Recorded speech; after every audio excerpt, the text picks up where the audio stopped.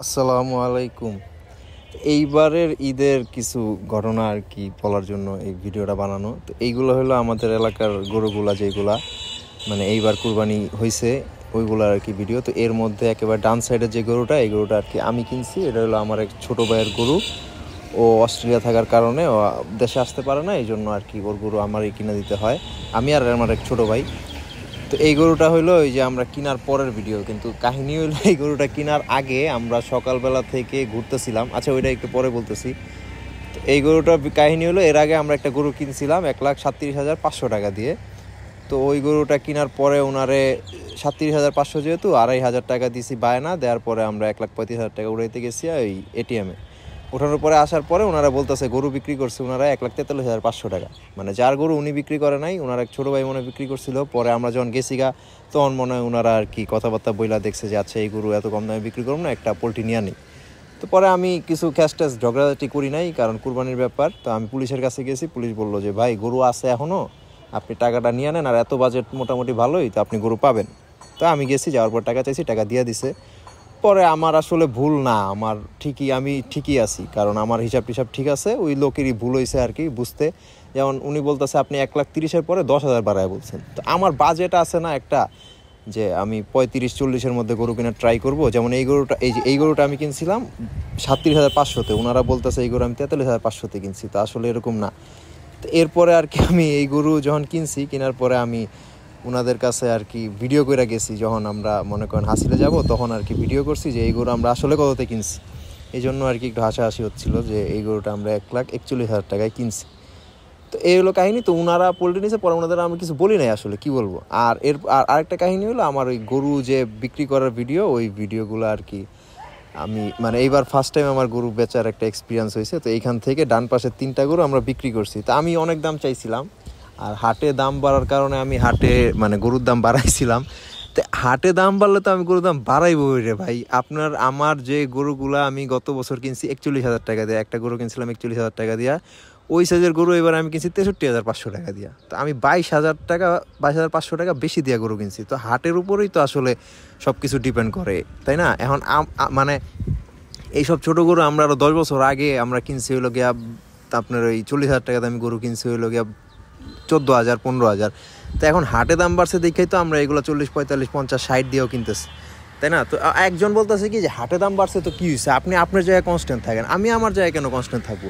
যেমন এই গরুগুলো আমি বিক্রি করছি, যেমন যেটার আমি দাম চাইছিলাম ধরেন 99,000 টাকা, ওইটা আমি বিক্রি করছি 89,000 টাকা, ঠিক আছে? যেটার আমি দাম চাইছিলাম 1,05,000 টাকা, ওইটা বিক্রি করছি 95।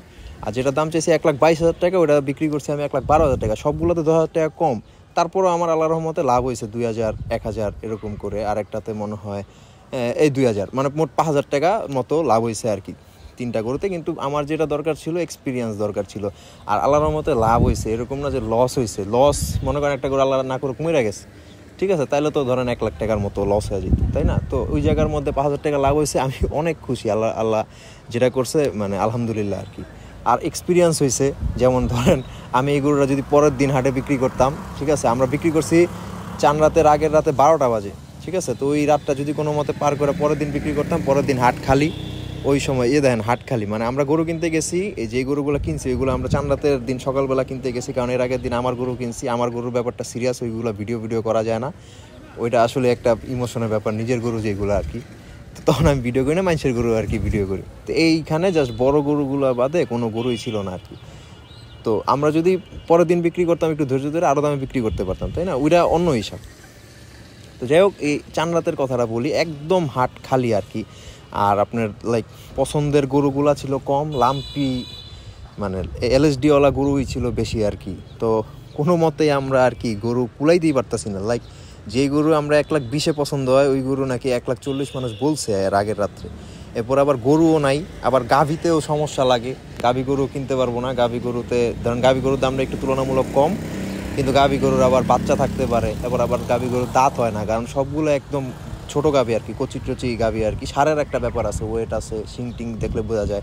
গাভীর আবার শিংও হয় না। তো এরকম মিলে বহুত কাহিনী করে এটা হলো আপনার ধোলাইকাল হাটে গেছি আর কি। আর ধোলাইকাল হাটটা আসলে মানে একটা সুন্দর একটা হাট না, এনে অনেক গরু আসে, অনেক বড় গরু আসে, ভালো গরু আসে।